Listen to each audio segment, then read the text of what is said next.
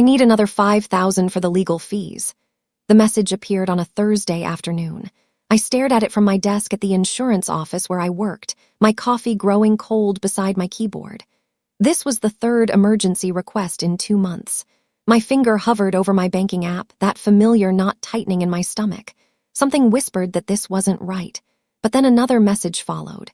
Baby, I know this is hard. Once these customs issues are resolved, I'll be on that plane to Boston. We'll finally be together. I love you so much. My heart ached reading those words. I'd never felt this way about anyone before. At 42, I'd almost given up on finding real love. Then Alessandro had appeared in my life like a miracle. I opened my banking app and began the transfer, just like I had done 7 times before. What I didn't know then was that this would be the last time Alessandro would ask me for money. Because I had finally started asking the right questions. My name is Kelly Morrison, and I should have known better. I'm a claims investigator for Liberty National Insurance, spending my days detecting fraud and verifying suspicious claims. The irony wasn't lost on me later. I'd been trained to spot deception, to follow money trails, to question inconsistencies. But when it came to my own life, I'd been completely blind. I lived alone in a modest apartment in Quincy, Massachusetts, just outside Boston. My marriage had ended 8 years earlier when my ex-husband Frank decided he wanted to find himself with a yoga instructor half his age. My daughter Zoe was finishing her final year at nursing school in Pennsylvania. Most evenings, I came home to an empty apartment, made dinner for one, and scrolled through my phone before bed. That's how I found myself on Date Horizons, a dating app my coworker had recommended 6 months earlier. Alessandro's profile had caught my attention immediately. His photo showed a handsome man with salt and pepper hair, kind eyes, and a warm smile. He claimed to be a 50-year-old civil engineer from Milan, Italy, currently working on a major construction project in Lagos, Nigeria. His profile was thoughtful and detailed. He loved classical music, enjoyed cooking traditional Italian dishes, and wanted to find a genuine connection with someone who valued honesty and loyalty. I'm tired of games, his bio read. I want something real with a woman who understands that true love takes patience and trust. Those words had spoken directly to my lonely heart. We matched on a Saturday evening in early March. His first message was respectful and charming. Hello, Kelly. Your smile caught my attention, but your profile description captured my heart. A woman who loves books and values family is rare these days. I'd love to know more about you. Our conversation started innocently enough. Alessandro asked thoughtful questions about my work, my daughter, my interests. He shared stories about his life in Milan, his late wife who had died of cancer 3 years earlier, and his grown son who worked as a doctor in Rome. He sent me photos of Italian countryside, screenshots of classical music he thought I'd enjoy, and funny observations about cultural differences he'd noticed working in Nigeria.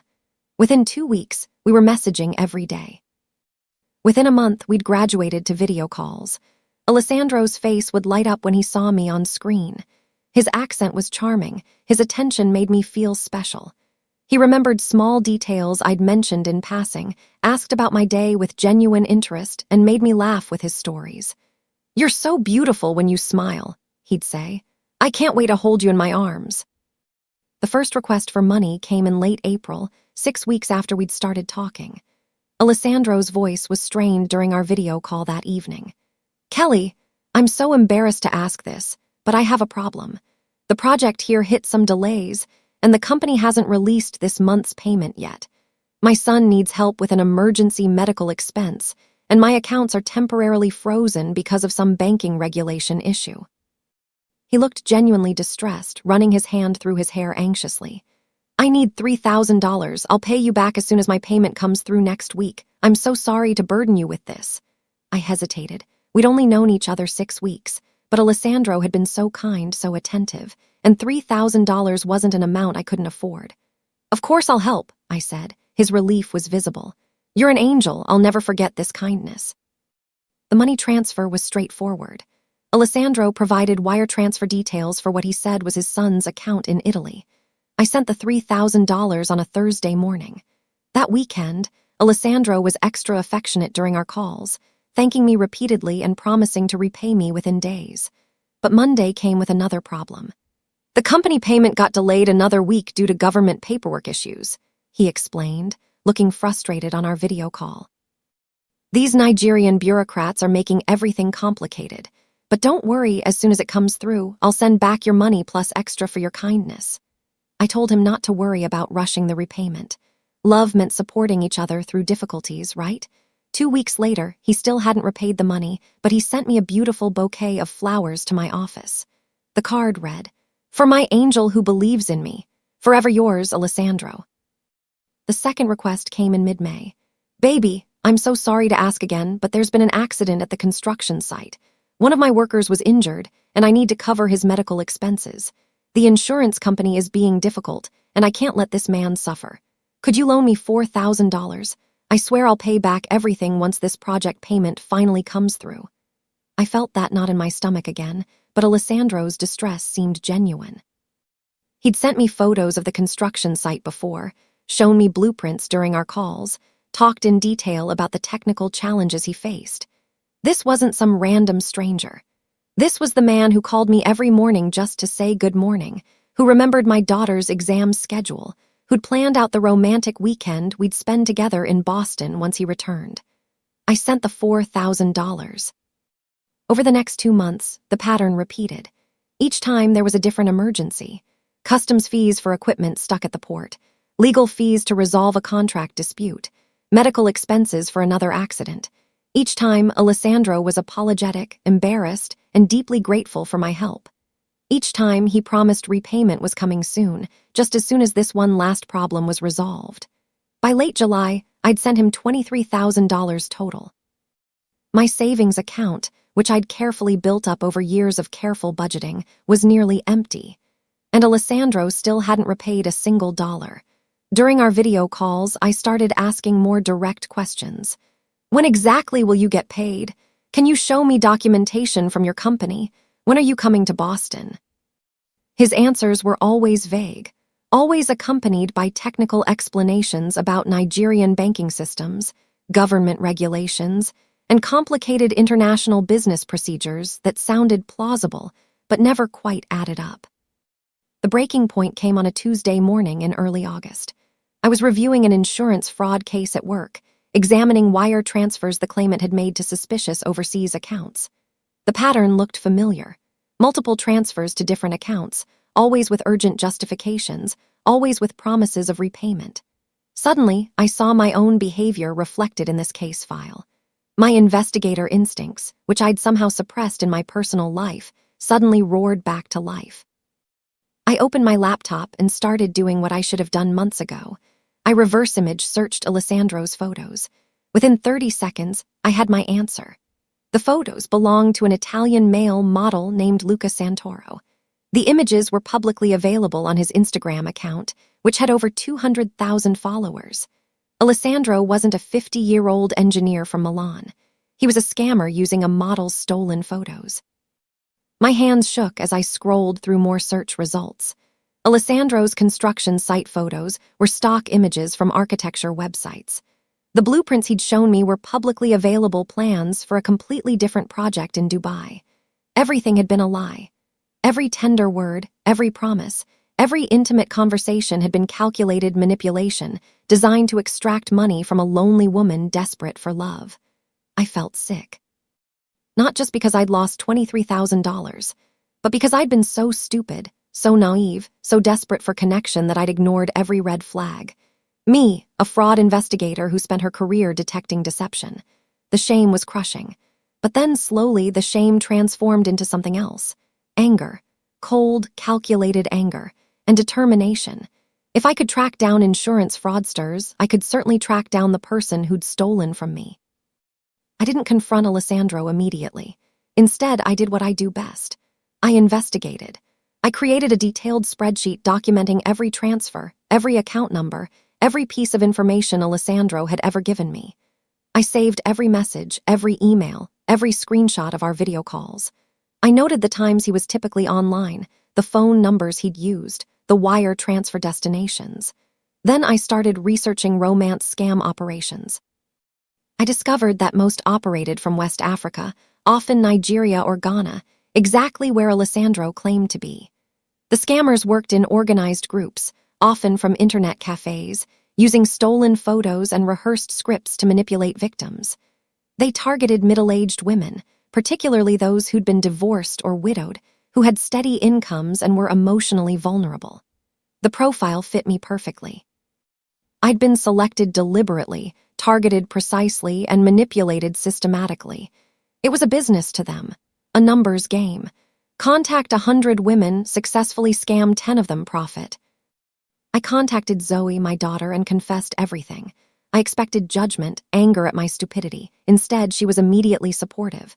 "Mom, this isn't your fault. These people are professional criminals. They're experts at manipulation." But then she said something that changed everything. "You know what? Let's get him. You're the smartest investigator I know. Use those skills. Don't just report him, destroy him." Something clicked. She was right. I couldn't get my money back through normal channels. Police departments rarely pursued international romance scams. The amounts were too small, the criminals too distant, the jurisdictions too complicated. But I had other tools. I had investigation skills, industry connections, and knowledge of financial systems. And now I had motivation. Over the next week, I formulated a plan. I wouldn't just report Alessandro to some ineffective authorities. I would dismantle his entire operation, piece by piece, using the same deception he'd used on me. First, I needed to keep Alessandro engaged and unsuspecting. I continued our conversations as if nothing had changed, though every word now tasted bitter. "I miss you so much," I typed, each letter a small betrayal of my anger. "I can't wait until we're finally together." Alessandro responded with his usual affectionate messages, completely unaware that I now saw through every manipulation. Then came his next request, the one I'd been expecting. "Baby, I need $5,000 for legal fees. Once this is handled, I'll finally be free to leave Nigeria and come to you. This is the last obstacle, I promise." "Perfect," I responded with apparent concern. "Alessandro, I want to help, but I'm running low on funds. I've been thinking, though. I recently received a small inheritance from my aunt, about $35,000. Maybe I could use some of that to help you." Alessandro's response came within minutes, his enthusiasm barely contained. "My love, this is wonderful news, but I couldn't possibly ask you to use your inheritance. Unless, well, once we're together, everything I have will be yours too. We'll be partners in everything." I could practically see him salivating through the screen. I dangled bait he couldn't resist, a larger target than the small amounts he'd been extracting. Now I needed to make the trap irresistible. "I'd need to move carefully with this inheritance money," I typed. "There are tax implications, and I want to make sure everything is handled properly. My daughter suggested I consult with a financial advisor first, but if this could solve all your problems and bring you home to me, maybe it's worth it."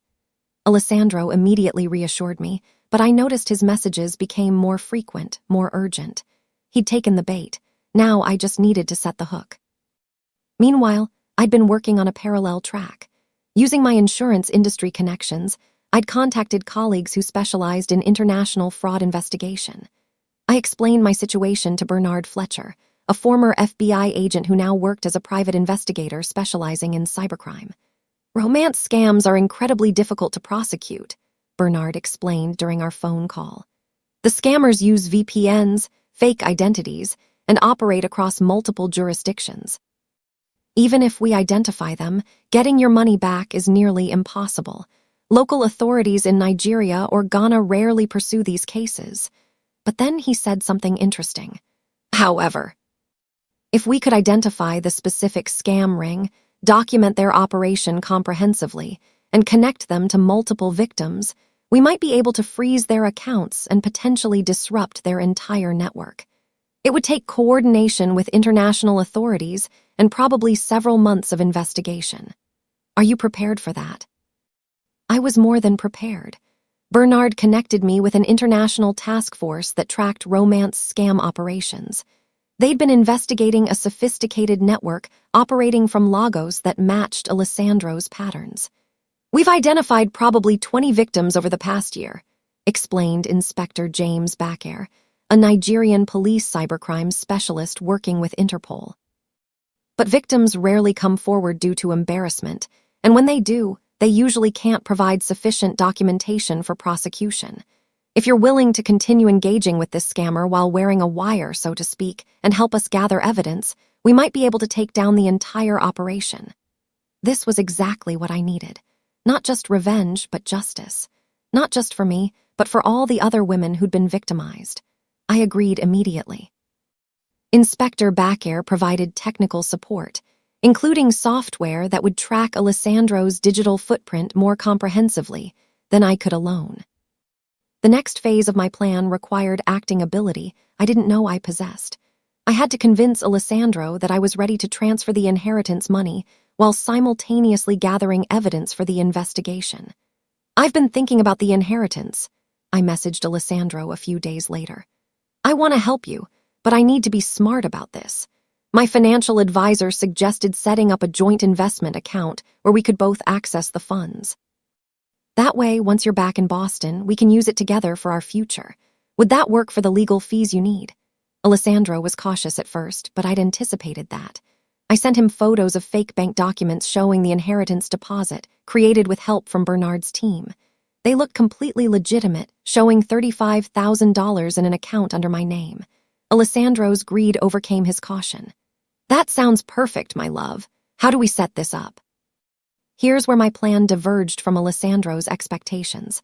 I told him I'd need his real identification documents to set up the joint account. "The bank requires both parties' information for international accounts," I explained. "It's just standard procedure. They need your passport, proof of address, and your actual legal name." This was a risky move. Most scammers would refuse, knowing that providing real identification would expose them. But I'd sweetened the deal enough that Alessandro's greed outweighed his caution. Plus, I'd made it seem like a standard banking requirement rather than a suspicious request. After 2 days of apparent consultation with his lawyer, Alessandro sent documents. They were forgeries, of course, but forgeries contain information.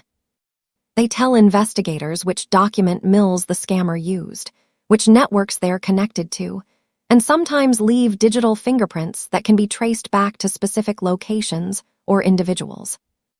Inspector Backair's team analyzed the forged documents immediately. "These came from a specific operation in the Aikja district of Lagos," he explained during our conference call. "We've seen this forgery style before. It's connected to a cybercafe called Networld that we've been monitoring for months. The problem is that multiple scam operations work from there, and we haven't been able to identify which individuals are running which scams." That's when Bernard suggested the next phase. "We need to draw him out. If we can get him to attempt an in-person money pickup, we might be able to identify him physically." This was dangerous territory.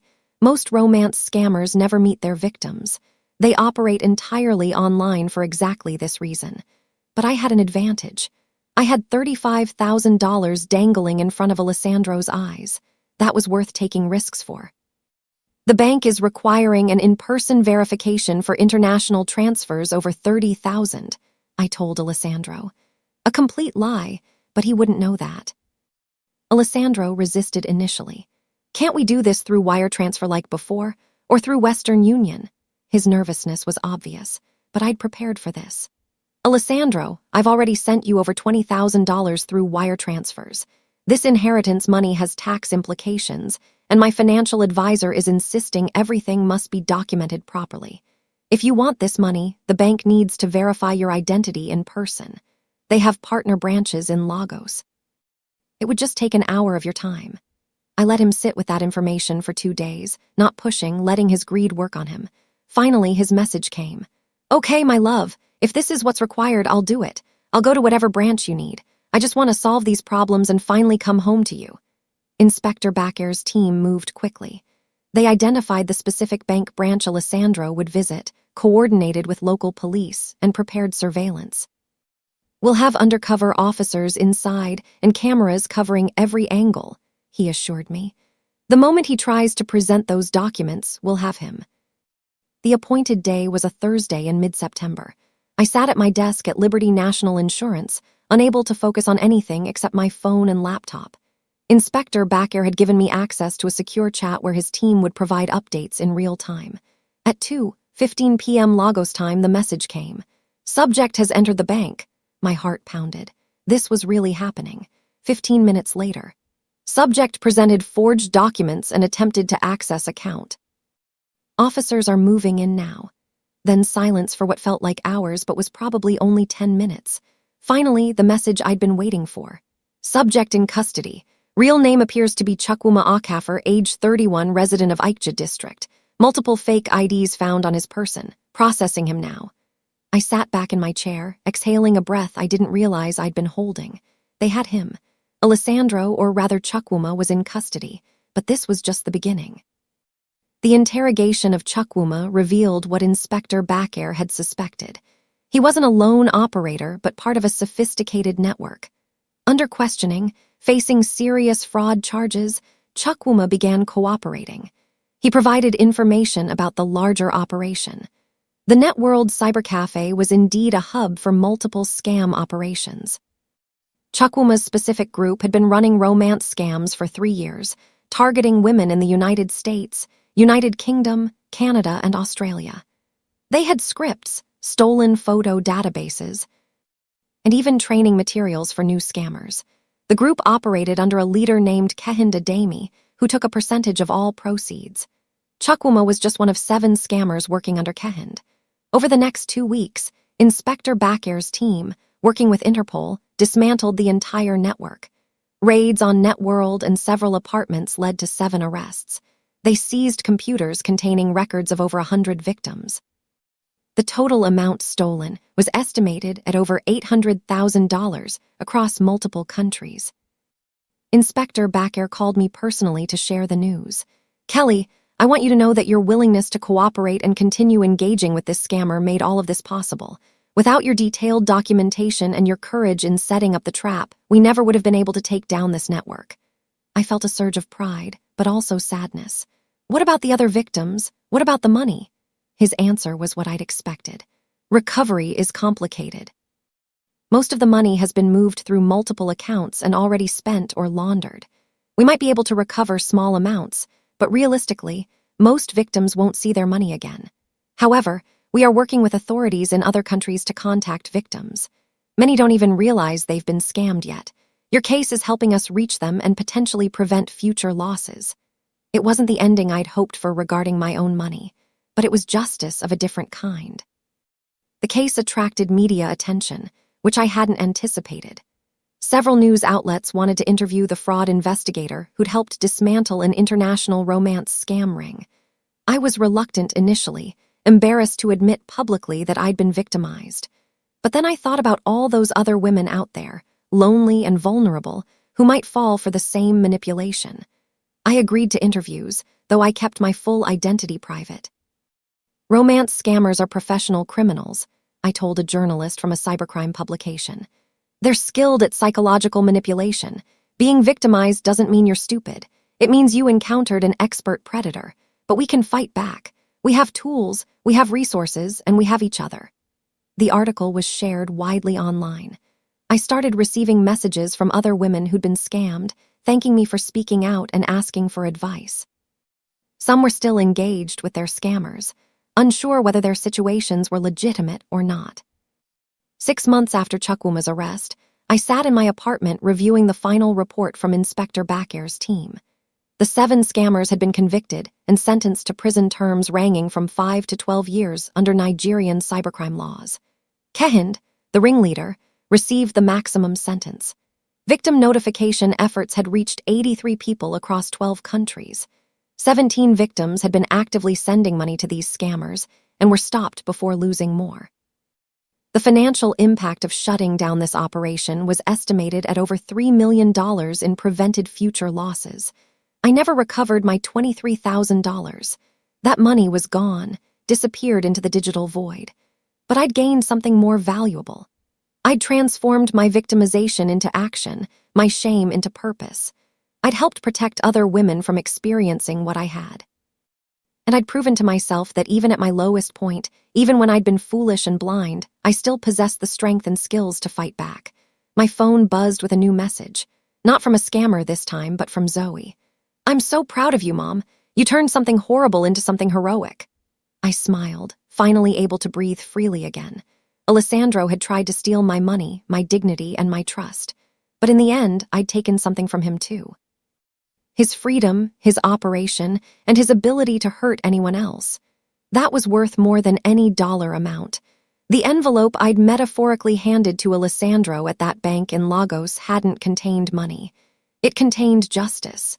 And that, I'd discovered, was the sweetest revenge of all.